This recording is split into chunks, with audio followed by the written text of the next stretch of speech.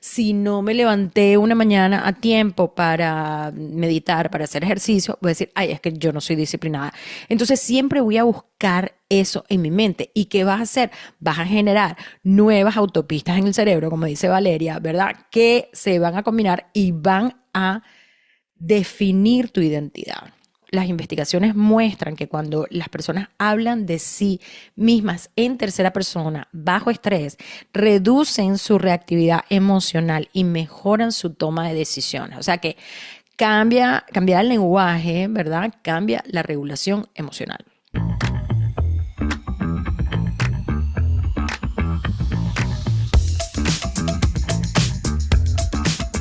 Déjame preguntarte algo. Cuando algo no te sale bien, cuando te equivocas, cuando alguien te rechaza, cuando estás cansada, ¿qué te dices? ¿Te hablas como una mujer fuerte, en proceso, o como alguien que ya decidió que no puede?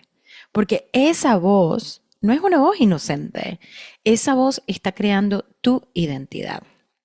Bienvenida a Saludablemente Mujer, un espacio creado por mujeres para mujeres que quieren siempre vivir con ese bienestar integral de mente, de cuerpo, de emociones y de propósito. Aquí no solo hablamos de hábitos, hablamos de identidad, porque no cambias tu vida cambiando tus metas, cambias tu vida cambiando quién eres, qué eres. Y hoy vamos a hablar de un tema impresionante, de algo muy poderoso, cómo la identidad que tú eliges encarnar transforma tu comportamiento, tu resiliencia y tus resultados. Ok, vamos a hablar de ese diálogo interno. La mayoría de nosotras, de mujeres, bueno, la mayoría de personas, ¿verdad? Cree que sus pensamientos son la verdad. Pero la ciencia está diciendo otra cosa. ¿Por qué? Esto lo hemos repetido muchas veces. Según los estudios, nosotros como personas tenemos entre 60 y 80 mil pensamientos al día. La verdad es que cada estudio es diferente, pero lo importante es entender que el 90% de esos pensamientos son los mismos ayer, hoy y mañana, y de esos 80% son negativos. Y el problema no es tener esos pensamientos negativos, el problema es que nosotros esos pensamientos negativos los convertimos en una realidad. Por ejemplo, todos los días estoy pensando, no soy disciplinada, no soy buena para los negocios, siempre fracaso en mis relaciones, ya estoy muy mayor. O sea, por ejemplo, yo ahorita digo mucho, no, eso es por la menopausia. Ahorita todo se lo pongo a la menopausia. Entonces, eso no son pensamientos aislados, es una narrativa que tú te haces. Y las narrativas repetidas, y esto es lo importante, se pueden convertir en tu identidad. Estudios en psicología cognitiva muestran que cuando una persona repite una afirmación sobre sí misma durante semanas, el cerebro comienza a buscar evidencias que van a confirmar que esa identidad, ese sesgo de confirmación es real. O sea, tu mente quiere tener la razón, incluso si esa razón te limita. Entonces, si yo estoy todo el tiempo pensando es que no soy disciplinada, por ejemplo, yo voy a encontrar las pruebas de que no soy disciplinada. Tal vez si no me levanté una mañana a tiempo para meditar, para hacer ejercicio, voy a decir, ay, es que yo no soy disciplinada. Entonces siempre voy a buscar eso en mi mente. ¿Y qué vas a hacer? Vas a generar nuevas autopistas en el cerebro, como dice Valeria, ¿verdad? Que se van a combinar y van a definir tu identidad. Entonces, pensemos en algún ejercicio súper sencillo. Completa esta frase y sin pensarlo mucho, ¿no? Pero soy el tipo de mujer que, no sé, por ejemplo, soy el tipo de mujer que siempre digo que voy a hacer algo y nunca lo hace.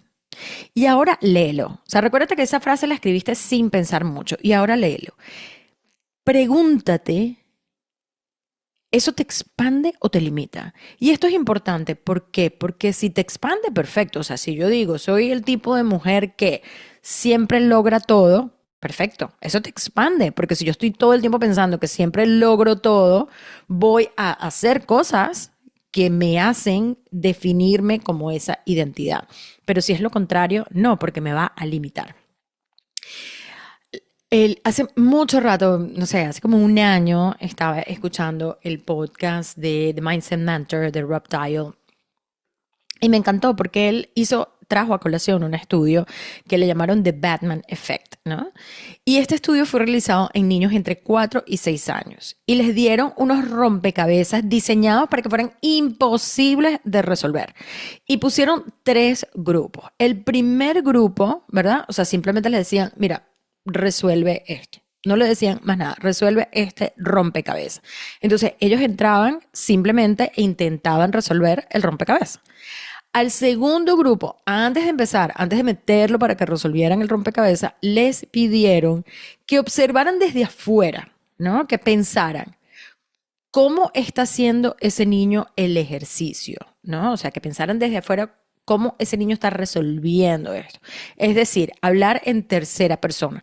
Y eso significa como autodistanciamiento, autodistanciarse, ¿no? Y a mí me encanta porque es como ser una persona objetiva, ¿no? Cuando uno ve todas las cosas desde ese punto de vista, desde afuera.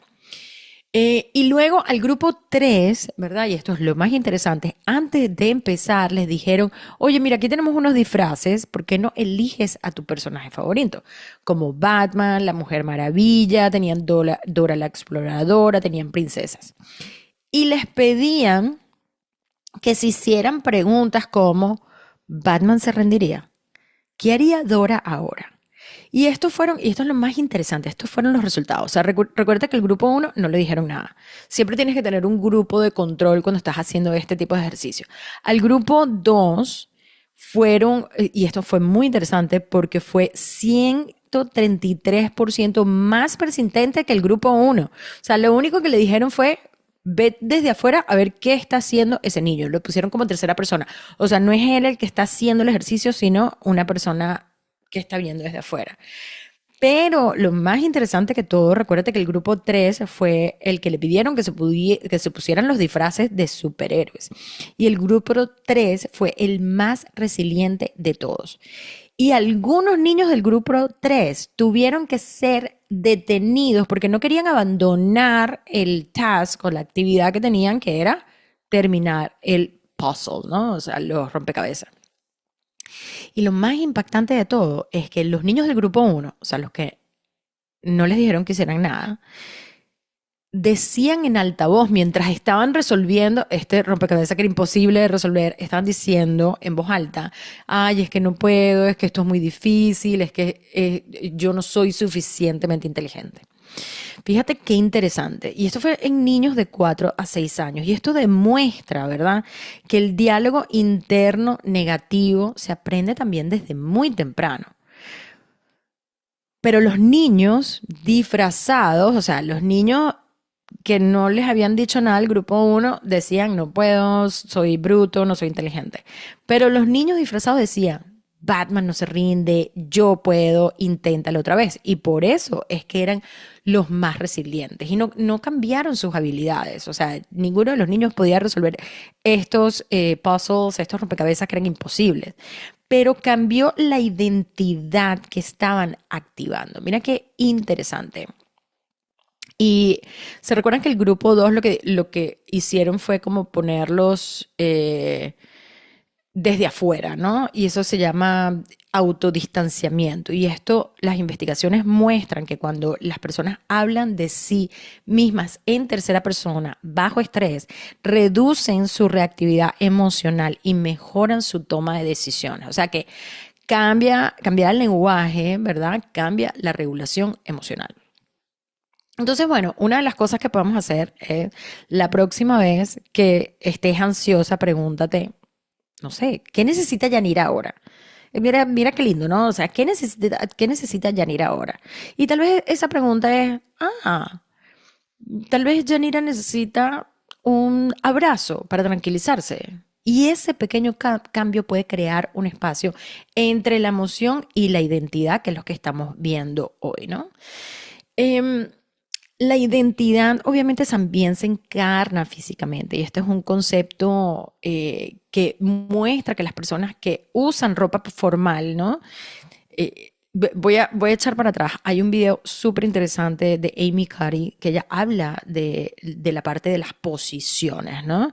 Y cómo las posiciones tienen un efecto. O sea, si yo ando, vamos a suponer, si yo voy a una entrevista de trabajo y voy con, o sea, así como chico palada, con los hombros abajo, diciendo no me van a contratar, eso puede hacer que no me contraten. Pero si yo voy con el pecho afuera, con posiciones de superhéroes, ¿no? Como los que hablábamos antes, como de la Mujer Maravilla, como Superman, eso me puede ayudar porque la percepción de la gente va a ser diferente. ¿Por qué? Porque mi energía es diferente, ¿no? Entonces, hay un estudio basado en lo que estamos hablando, hay un estudio que muestra que personas que usaban ropa formal obtenían mejores resultados en pruebas de atención y pensamiento abstracto que quienes usaban ropa casual, ¿no? Y en otro experimento que me encantó también, un grupo que usó una bata descrita como bata de doctor, ¿verdad? Y otro grupo usó la misma bata, pero le decían, mira, toma, ponte esta bata de pintor. La bata era la misma bata blanca, pero quienes creían que era bata de doctor cometieron menos errores en la prueba que le estaban haciendo y mostraron mayor concentración. Eh, Mayor concentración y tuvieron mejor desempeño en las tareas que requerían esa atención sostenida. Entonces, la tela no cambió, ¿verdad? Cambió el significado. Una era de pintor y una era de doctor. Entonces, tu identidad no es solo mental, es corporal también. Y por eso te decía y te hablaba del ejemplo de Amy Cuddy, que tiene esta charla, este TED Talk que se llama El lenguaje corporal. Y te sugiero, sabes que te lo voy a poner abajo en el episodio para que la puedas ver. Pero cuando tú te arreglas diferente, cuando caminas diferente, cuando te arreglas diferente, caminas distinto. Cuando caminas distinto, te perciben distinto. Y cuando te perciben distinto, tú actúas distinto, ¿no? Y yo tengo un amigo que conocí el año pasado y él siempre trabajaba en boxers. Y yo le decía, no, o sea, hay que vestirse, hay que cambiar. Y yo entiendo, o sea, yo ahorita estoy, o sea, siempre me pongo como pantalones que sean confortables, ¿verdad? Porque estoy trabajando todo el día, estoy caminando, me pongo zapatos de goma, pero en general, o sea, me arreglo el pelo, me maquillo, o sea, estoy bien vestida, porque eso lo ve la gente. Entonces, pregúntate o algo que puedes hacer mañana antes de comenzar tu día. Vístete como la mujer que quieres ser, ¿verdad? No la que está sobreviviendo, no la que está liderando. Observa, ¿verdad? Cómo cambia tu postura, cómo cambia tu energía cuando tú cambias cómo te vistes, cómo te presentas, cómo te empoderas, cómo simplemente te paras, ¿ok?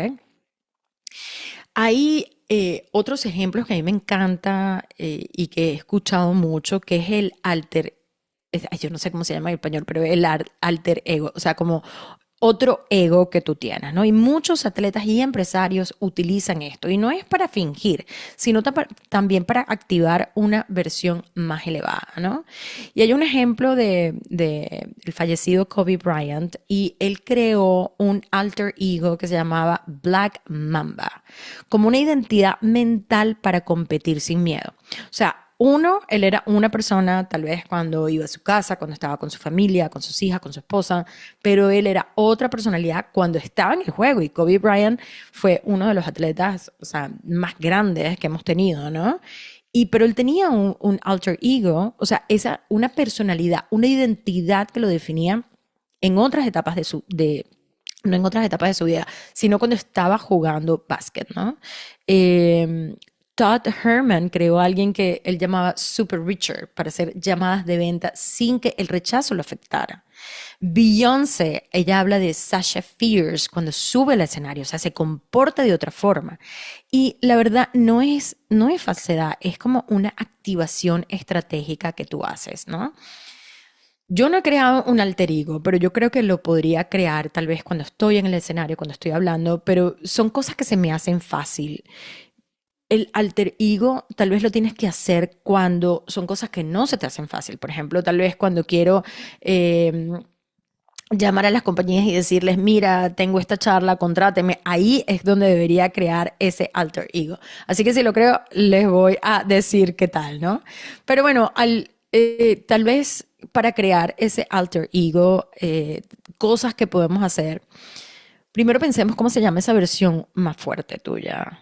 Cómo camina, cómo habla, qué es lo que no tolera, qué hábitos tiene.